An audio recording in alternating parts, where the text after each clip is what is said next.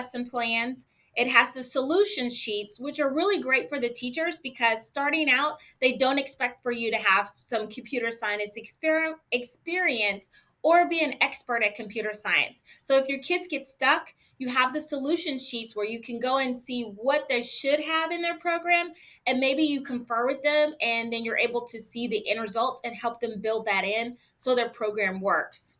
They have a section in there that has all of the materials for that particular lesson and gives you kind of a way to have a timeline, or if you're creating a syllabi, you have that. And then the part that I like the best is they have a showcase section where you can see different students' work and they can be highlighted and celebrated.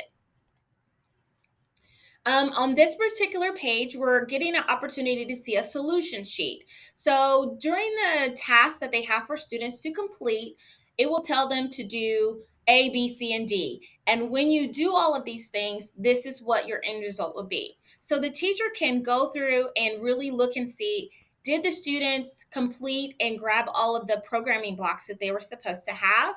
And if they did and they programmed it correctly, then their program will work effectively. This particular page shows the student stats. So it will list out the username. You are able to add your student's first name or last name, or you are able to add a name to identify which student belongs to which username. And you're also able to see how students are progressing through that activity.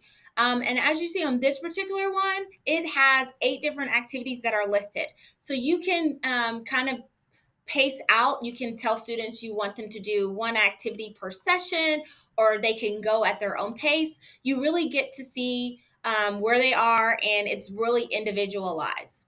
At the bottom part of the screen, it lets you see what students have in Scratch inside their folder or their notebook that they've created all of their different lessons.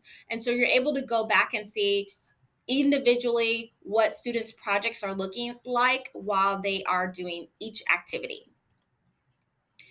This particular page is our community for all the teachers that are doing CS First. There you can connect with other people. You can see what questions teachers have had in the previous times, or you can find articles or step-by-step information to help you with answering questions for yourself or for your students.